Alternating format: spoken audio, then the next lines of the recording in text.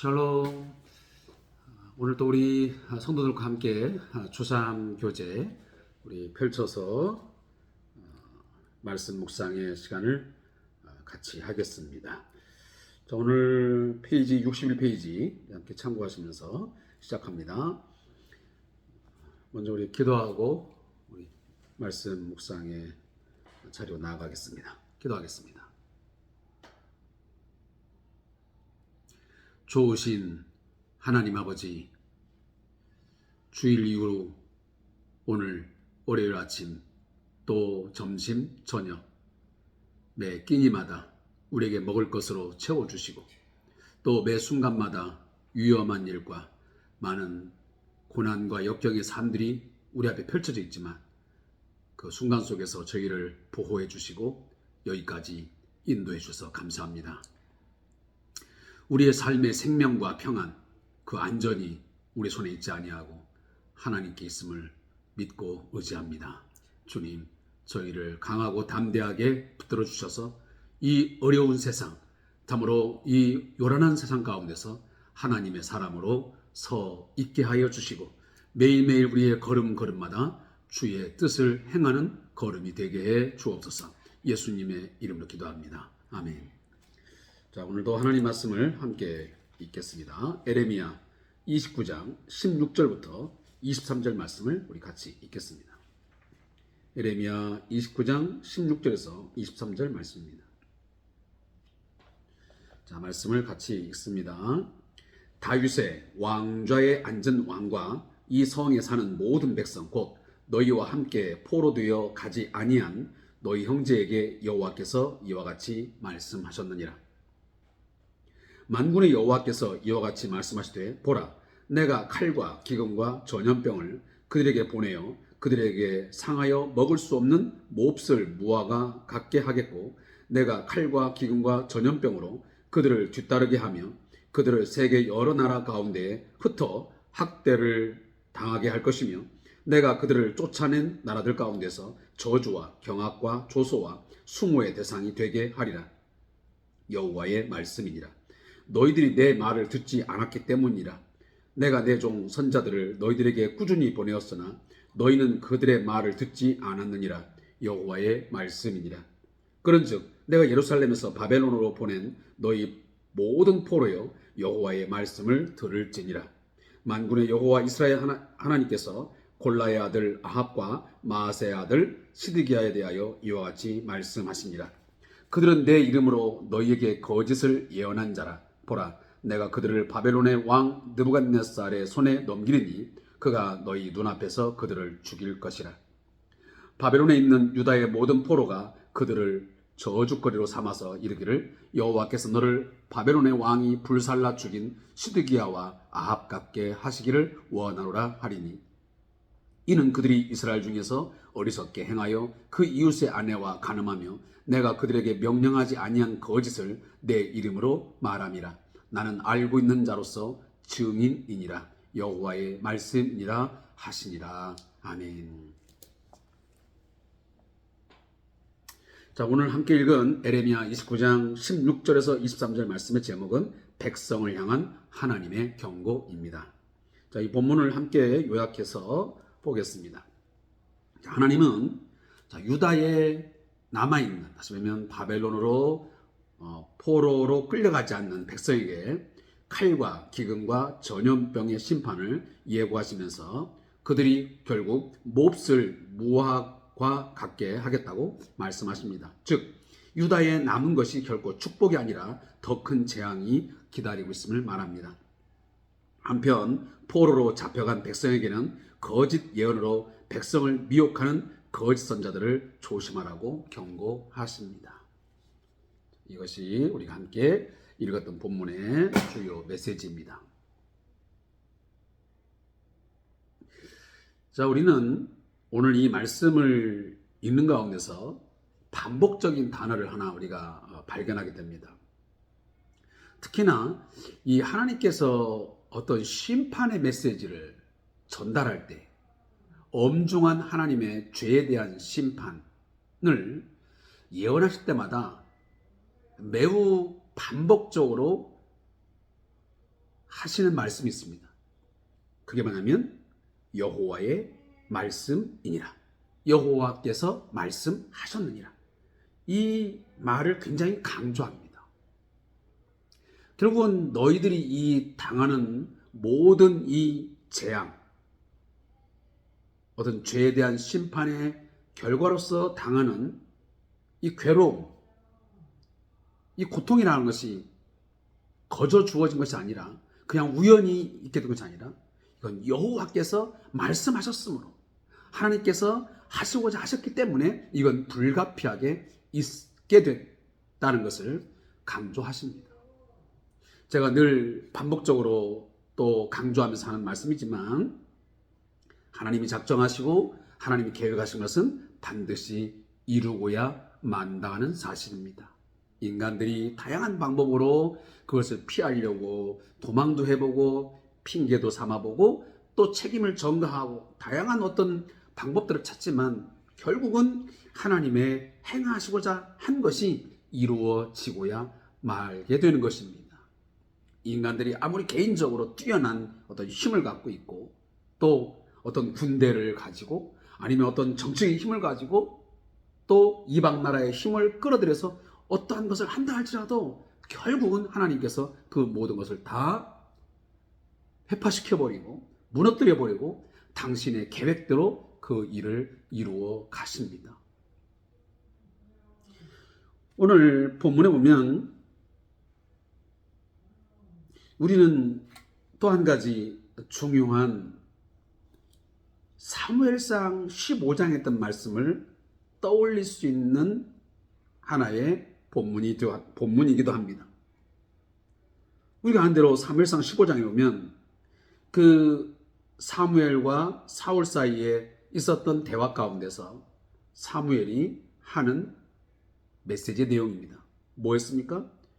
왕이시여, 순종이 제사보다 낫고 듣는 것이 수양의 기름보다 나으니이다. 사울 당신이 이러쿵저러쿵 여러 가지 변명을 하고 나름대로 논리를 정연하게 말하지만 그것이 중요한 게 아닙니다. 당신의 생각이 먼저가 아니고 하나님께서 하시라 했으면 하나님께서 말씀하셨으면 그냥 순종했어야만 됩니다. 그런데 당신은 순종하지 않았습니다. 오히려 제사를 앞세워가면서 이렇게 제사라면 좋지 않았을까? 이것저것 갖다가 제사하면 하나님이 기뻐하시겠지? 결국 불순종했다는 것입니다. 사울은 듣지 않았습니다. 자신의 마음의 소리는 들었는지 모르겠지만 하나님의 음성은 듣지 않았습니다. 하나님의 목소리에 귀를 두지 않았습니다. 그러기에 수양의 기름을 갖다가 바치는 것이 더 우선했던 것이죠. 그래서 사무엘은 말합니다. 왕이시여, 순종이 제사보다 낫고 그것이 훨씬 더 좋은 것이었습니다. 당신이 수양의 기름 가지고 제사를 하는 것보다 여호와의 목소리를 듣는 것이 중요했습니다. 경청, 듣고 순종하는 것입니다. 여기 구약에 보면 보통 듣는다고 하는 것은 단순히 귀로 듣는 것에 국한하지 않습니다. 구약성에 보면 듣는다라고 하는 것은 곧 무엇으로 귀결되냐면 곧 순종의 행동으로 나가는 것입니다. 그러니까 내가 들었다라는 것은 결국은 그것을 지켜 행했다라는 것까지 결국은 포함되는 것입니다. 우리는 그냥 내가 하나님 말씀을 들었습니다. 나는 주의 말씀을 들었습니다. 나는 그의 목소리를 들었습니다. 그것 가지고 순종했다? 들었다 말하면 안 된다 그 말이에요. 내가 여호와의 말씀을 들었다, 주의 말씀을 들었다 하는 것은 결국은 그것을 듣고 순종의 행위까지 있었느냐라는 것이 더 큰 문제입니다. 우리가 야고보서인가요? 거기도 보면 그런 말씀이잖아요. 듣는 것은 속히 하고 말하기를 더디하라. 듣고 순종하는 것은 즉각적으로 해야 됩니다. 말하기는 더디하라. 근데 우리는 거꾸로 하죠. 듣는 것은 굉장히 늦습니다. 주저합니다. 그런데 말하는 것은 굉장히 빠르게 합니다. 급하죠. 특히 예전에 저도 설교 시간에 또 성경 공부 시간에 많이 한 얘기지만, 특히 우리 이제 목회자들이나 리더자들은 더욱이 듣기 훈련이 안 됩니다. 많은 사람들에게 주로 말을 하다 보니까 듣기 훈련이 잘 안 되고 말하기가 항상 먼저입니다. 그래서 듣는 것을 조금 듣다 보면 그것이 힘이 들어요. 그러니까 상대방의 말을 잘라버립니다. 그리고 자기 말을 먼저 쏟아냅니다. 그리고 그것을 주입시키려고 하죠. 강조합니다. 그래서 중간중간 말을 탁탁 끊어버리고, 대부분 목회자들이 아니면 또 리더들은 그 사람의 의중보다는 자신의 말, 자신의 어떤 의견들을 더 많이 제시하고 방법들을 강요할 때가 많습니다. 자, 오늘 성경에도 보면, 오늘 본문도 보면 19절에 여호와의 말씀이라 너희들이 내 말을 듣지 않았기 때문이다. 너희들은 듣는데 실패했다 그 말이에요. 그 말은 무슨 말이냐? 너희들이 순종, 아니면 듣고 지켜 행하는 데 있어 너희는 실패했다. 내가 얼마나 많은 선자들을 보냈더냐. 자, 이것을 보면 예수님이 하셨던 말씀이 생각납니다. 그 악한 청지기들이 어떡합니까? 그렇게 종들을 보내서 계속 메시지를 전하는데, 심지어 아들도 보냈는데 종들뿐만 아니고 아들까지 다 죽여버립니다. 이게 악한 종들이에요. 근데 오늘 하나님께서 말씀하시기를 너희는 그 악한 종처럼 내 종 선자들을 내가 너에게 꾸준히 보냈는데 그들을 다 죽이거나 아니면 그들의 말을 듣지 않았다. 그게 사실 실제적인 그들의 행위였거든요. 우리가 이미 앞에서 본 것처럼 에레미야조차도 그렇게 핍박하잖아요. 아무리 여호와의 말씀을 그대로 전달해도 그들은 귀를 막아. 오히려 거짓 선자들의 말을 듣고 거짓 예언에 귀를 기울이고 그들의 말에 순종하는, 앞뒤가 맞지 않는 그들의 삶을 살았던 것입니다.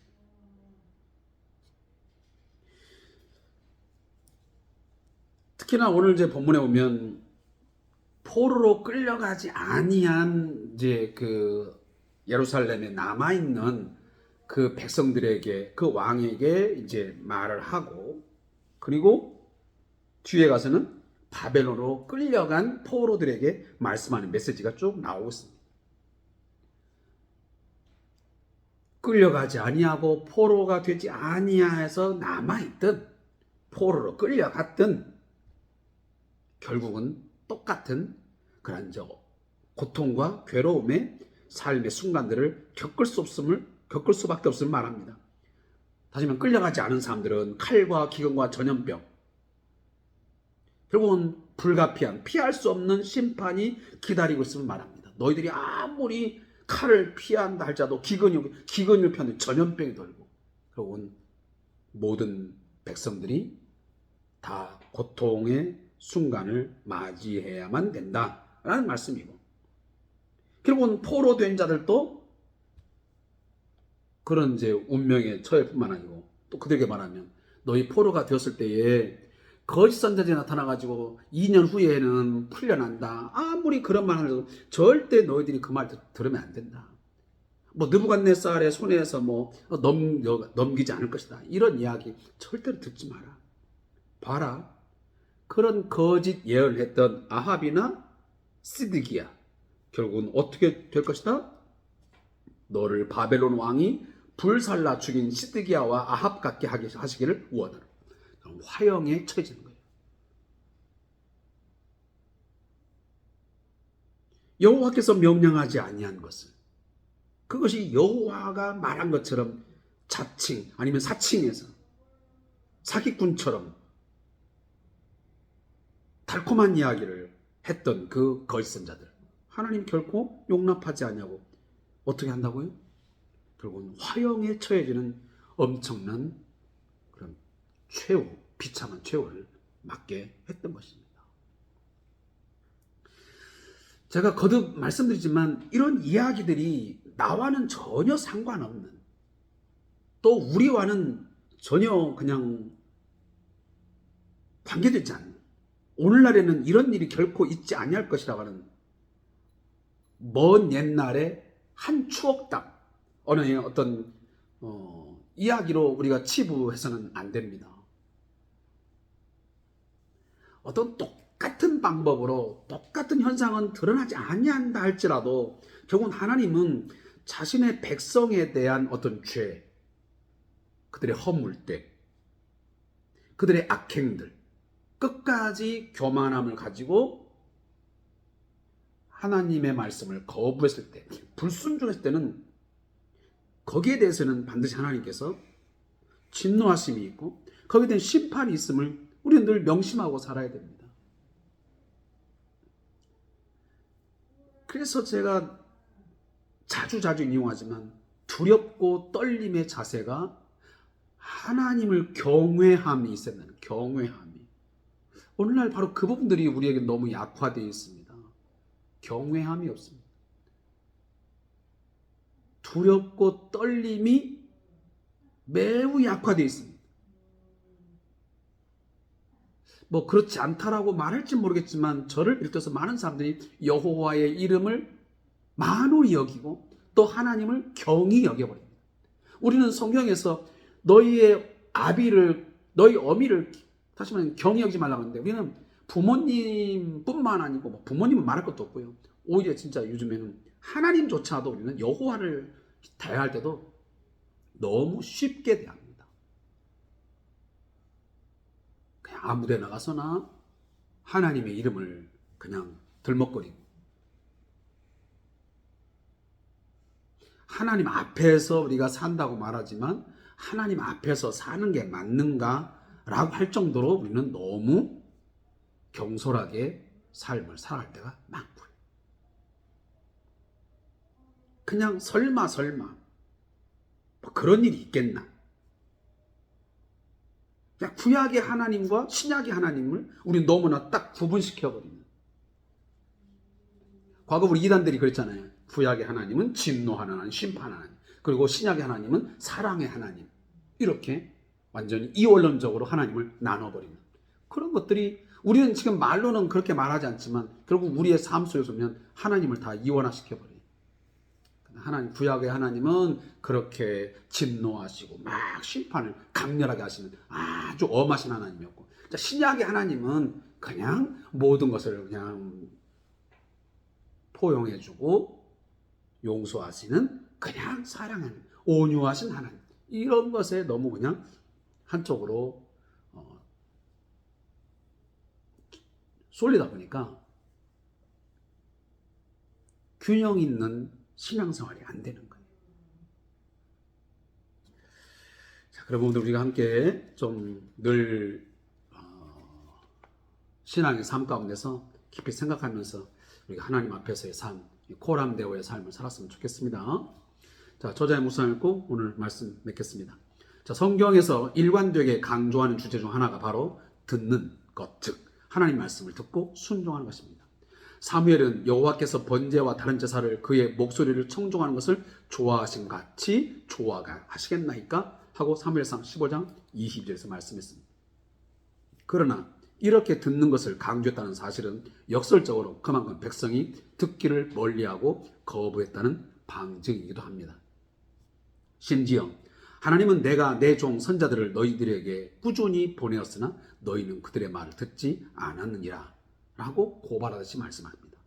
예수님은 악한 포도원 농부에 비유해서 선자들을 주인이 보낸 종에 비유하셨습니다. 그러면서 다른 종을 보내니 그들이 그를 죽이고 또 그 외에 많은 종들도 더러는 때리고 더러는 죽인지라 라고 이스라엘 백성들의 만행을 지적하셨습니다. 심지어 그의 주인의 아들, 결국은 예수님조차도 십자가에 못 박아 죽여버리는 그런 악행을 저질렀음을 예수님 말씀하시죠. 그렇게 할 것을, 우리는 과연 하나님의 말씀을 잘 듣고 있는가? 혹시 듣고 싶은 것만 듣는 그야말로 달면 삼키고 쓰면 뱉는 성도는 아닌가? 성도는 자신의 경청과 순종의 태도를 돌아보아야 할 것입니다. 듣는 태도, 경청의 태도, 결국은 그것은 듣고 순종하는 삶까지도 제가 포함한다는 거 말씀드린 것, 여러분이 꼭 참고하셔서 그렇게 여러분 살아가셨으면 좋겠습니다. 기도하겠습니다. 하나님은 여전히 지금도 당신의 백성들에게 말씀하고 계심을 믿습니다. 다양한 방법을 통해서, 다양한 또한 루트를 통해서 하나님은 당신의 계획과 생각들을 말씀하고 계십니다. 저희들 세상의 소리에 귀를 기울이지 말고 세미한 주의 음성, 때로는 벼락과 천둥과 같이 들려오는 여호와의 목소리, 그 음성을 잘 듣게 해 주옵소서. 내 양은 내 목소리를 듣는다 했사오니 주여, 선한 목자의 음성을 듣고 쫓아가게 하시고 따라감을 통해서 쉴만한 물가 또한 풍성한 꼴을 얻으면서 삶을 살아가게 해 주옵소서. 예수님의 이름으로 기도합니다. 아멘.